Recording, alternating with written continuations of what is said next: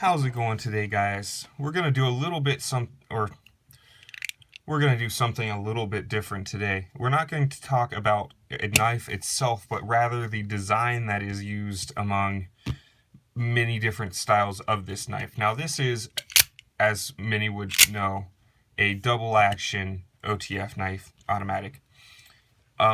Today we're gonna talk about the function of it.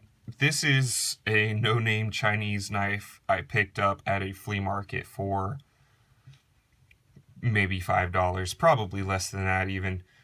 So we're going to go ahead and take it apart, which is the whole reason I purchased this knife in the first place when I was younger. I wanted to know how they worked, so I purchased it just to take it apart, and even made some of my own kind of copies of the mechanics of this knife when I was younger. So without further ado, let's go ahead and get into it. Now, this knife has, because it is so cheap, pretty much a snap together design. Push this forward. And this top plate just pulls right off, which is really nice for our purposes. Now, in here you can see what looks to be a sled, and then you've got these two levers on either side. And this screw here is basically just a stop. It hits this pin. Obviously, with higher end knives, you're going to have something a bit nicer than the internals of this one. But the idea is the same as far as how it works. So you have this sled here, and it hits the pin, which it stops the button from, or slide button from, moving back too far. That way it can't come out. Now, to disassemble this knife, we're going to go ahead and remove that screw. Pull out my screwdriver here. I should have had this prepared ahead of time.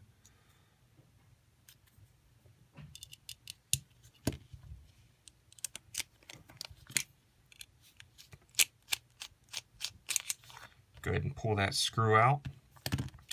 Now, from this position, we'll be able to pull it back and remove the sled. Now, if we don't get stuck on things.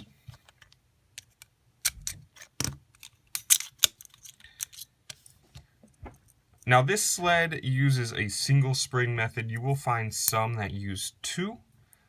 I like the single spring. It keeps things simple. If it is two, then they're typically same idea. You have a centerpiece that they're both connected to. So it is two springs, even though it serves as the same function. Now, a lot of people know that a double action OTF knife has a disconnect. That disconnect is, I don't believe, actually something that was designed around a safety measure. It's more of a limitation of the design. Now, the blade floats within this channel freely. What it's actually doing is you have this back here, which this longer peg will sit up against. So this is riding on top, and some of these have it off to the side, so you have two side points that it hits, but this one runs on top above the blade. When you press the button forward, what you're actually doing is pulling this spring and creating tension. So once that spring's pulled out, it wants to move back to its original state, obviously. And the only thing that's holding it are these two things. What these are they're just little locks. We've got this one here on, we'll say, the right side for this period, which will sit right down in here in that notch. And then we have this one on the left side, which you can see where it's a little bit more worn, and that's where it snaps right down between to hold the blade in the outward position. You also have this front pin. Now, what that front pin does is that gets pressed up against your second little hook here. So that's the pin that it grabs onto to pull it back down. And it basically works the same way except for opposite. It creates the tension. As the bar slides over, you have a little foot or a platform that will then compress this down, which lifts up the other side. It allows the blade to move underneath it, and it snaps right back down inside. So that's why the blade actually can disconnect, because If it's anywhere between, it's not actually in contact with the bar that controls it. You can see that little knob in there. So the bar is sitting either up here or down here as far as what your contact point would be. If you stop the blade in its mid position, it's riding fully off of inertia. So the stronger the spring, the more it's going to take to stop it. This one's a pretty weak spring. You can stop it with a piece of paper, but from what I understand, most are about the same strength. So as that rides, if you stop it, it's free.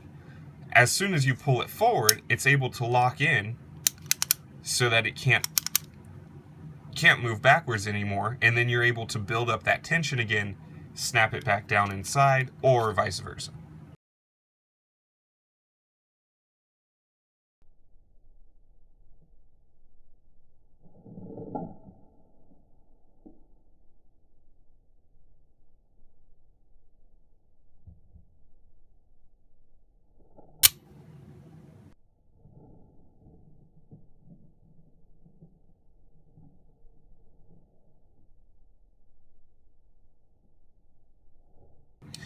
So that's pretty much how these work. This one's obviously a really cheap one. If you want an actual review of it, that's fine.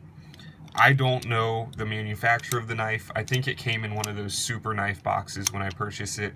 There's not even a steel type stamped on the blade anywhere. I got rid of, this is a single edge blade, not a double edge. I just ground off the black coating for fun. So that's about it, guys. If you have any questions as far as further inquiries on how these work or anything like that, feel free to leave it in the comments and I'll answer it if I can. So that is your basic OTF double action knife. You will have some that ride along the side, like I said, of the knife. Those are typically ones that are on this side. This is just one example, but they all work pretty much the same. You can see that there's just a tiny bit of tension if I release that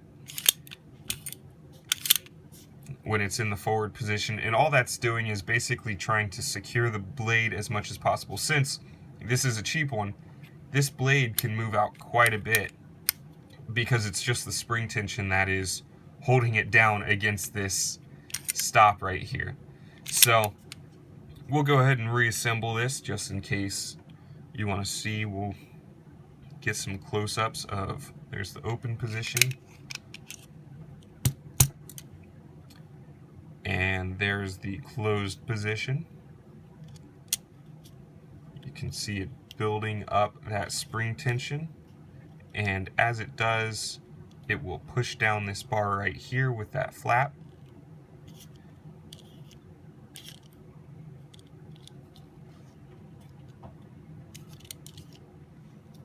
Oh, this one's cheap. It gets hooked on the side sometimes. Oops.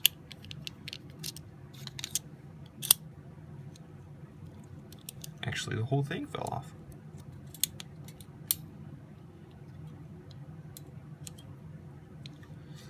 There we go. So, pushing it forward, we're building up that spring tension.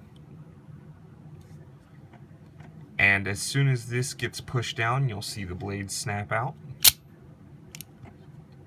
And then this is now, the spring is now no longer at tension, except for that tiny bit that holds it like that. And if we pull it back, you'll see on the opposite side, it builds up that tension. It will then push down the release, and the blade snaps right back in. That's all there is to it, guys. It's a pretty simple design when you get down into it. When I was younger and I saw these, I was like, there's no way. How can you have a spring, push it out, and pull it back in? Well, you leave it at rest for most of the time, and you build up that tension when you need it. As simple as that, guys. Pretty cool. So this has been another episode of Blades and Boom. Wishing you a great day. Hope you have a good one, and don't forget to subscribe if you enjoy my channel.